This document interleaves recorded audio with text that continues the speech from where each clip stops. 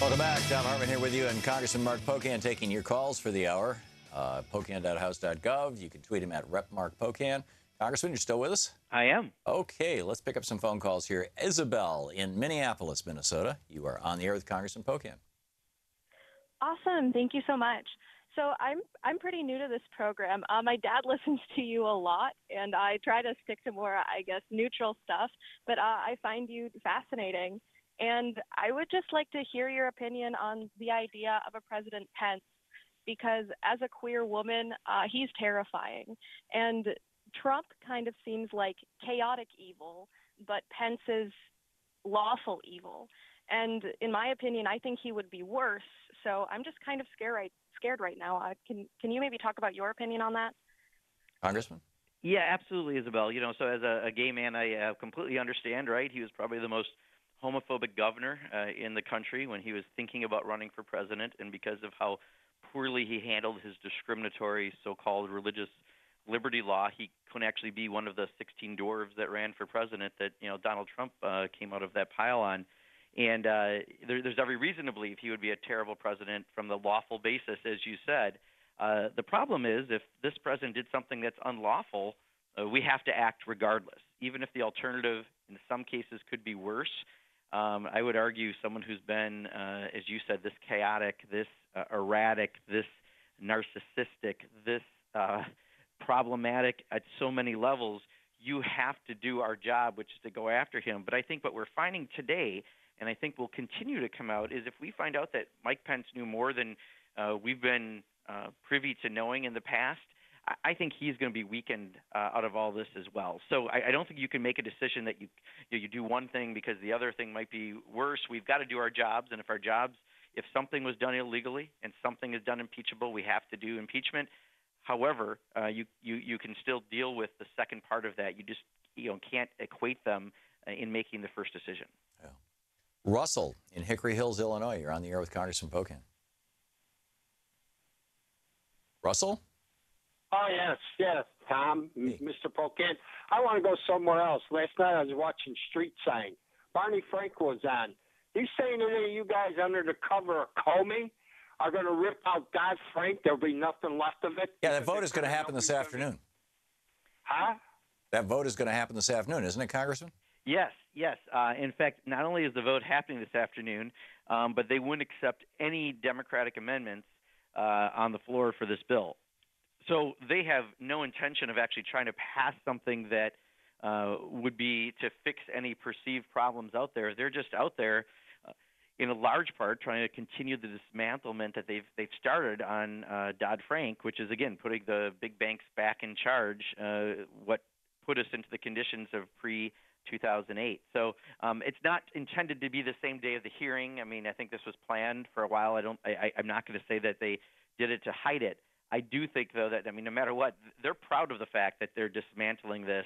And, I remember all the people who lost their homes and had their lives financially destroyed because of what happened in 2008 and the irresponsible behavior of some of the biggest banks in this country, and that no one had to pay a real price for that. And here we are rolling right back to that period. Yeah, it's pretty grim. Leslie in Tecumseh, Michigan. Hey, Leslie, you're on the air with Congressman Pocan. Hi, Thom. Hi, Congressman Pocan. It's great to talk with you. Today, as I was visualizing Comey and Trump having dinner alone, and the way that he sent, Trump sent Sessions out and sent the other person out, it really struck me as almost like a mafia don. Hey, listen, I want to tell you, I'm all about loyalty.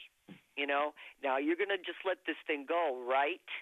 And I know from watching biographies and Trump that he did have some, friends who were in the mob. And Roy Cohn, who he called very proudly his mentor, was one of the most despicable human beings to ever walk the face of the earth. And he was a mob lawyer, too, wasn't he? He was. He was like a pit bull, and I think he taught Trump to operate that way, and that's the way I think Trump thinks. I think he thinks like a thug. Leslie, that was the word I wrote down as you were talking. I wrote down thug. I mean, there's no question when we watch the behavior of Donald Trump on multiple levels, it is to be a thug. I mean, during the campaign, he insulted anyone running against him. In this case, how he treated this loyalty question and how improperly on multiple occasions he handled the FBI director. That you're exactly right. I mean, that's part of the problem of this pattern of behavior, which is why we need an independent commission to come in and take over, because I think he likely treats the Republican leadership and Republican members like a thug as well. And we need to have something that's truly independent to come in to get to the bottom of this, because otherwise, he can go into a district and he still has his base. That's about all he's got left. But he can gin them up, and when you have gerrymandered districts across the country and primaries matter, and Tea Party people can challenge incumbent Republicans, they acquiesce. So, he still has a lever for his thug-like behavior. Yeah. Jerry in Franklin, Wisconsin, you're on the air. Excuse me, Mike in Franklin, Wisconsin. You're on the air with Congressman Pocan. Yeah, thank you. What I wanted to say, I live in Paul Ryan's district, and I just wanted everybody to know that Paul Ryan is not a very nice guy. And the reason I'm saying this, I follow him for the last 7-8 years. I go to the town halls. Whenever there's a question, okay, whenever anybody has a question, he's very arrogant and dismissive. But the worst thing about him is, and the reason he's supporting Trump, is he wants his original pathway to prosperity, where he's going to stick all the future money problems of the United States on the poor and the middle class, and he's given gigantic tax cuts to the wealthy. And as long as Trump and him are in there, that's what they're going to do, and we're all going to pay for it. Thank you. Yeah, Mike from Wisconsin, welcome. Two things. One, on town halls, Paul's not doing them anymore, right? We know that, which is why I've done one in Kenosha and one in Janesville in his district, and I think I'm going to keep going because someone asked if I was being disrespectful to him, and I said what's disrespectful is kicking 23 million people off of their health insurance. So we're going to keep that pressure on. But Paul's a neocon, right? I mean, he truly believes in this Ayn Rand, giant tax cuts, survival of the fittest, get rid of Medicare and Social Security or change them as we know them, the safety nets that he benefited from himself personally. So in that sense, Paul is doing some pretty bad things to his constituents, and we just got to make sure that people from Franklin to Kenosha to Janesville and everywhere in between in that first congressional district understand it, because if he won't change his ways, they're going to need to make some changes. So keep up the pressure, Mike. We appreciate it, but don't let him get away without doing public town halls. He's doing telephone town halls. I did a couple my very first year. I quit doing them because they're taxpayer-funded infomercials. They don't have to answer your question. They answer the questions they want to. Put pressure on him and make him show up and talk to you face-to-face. In a real town hall. In a real town hall. There you go. I didn't realize that Paul Ryan has he made an official statement that he's not doing them anymore? He's just not doing them. He's getting away with this telephone town hall. This is his new spin. Oh, it's a scam. Oh, yeah. Totally. Yeah. Totally, Tom. Let's see here. McWane, MC Wayne, in Chino Valley, Arizona. McWane, you are on the air with Congressman Pocan. Yes, Congressman. I'm wondering, regarding the Russian interference in our elections, is there any chance that investigation can broaden out to include the immoral, criminal interference of the Republicans in our elections?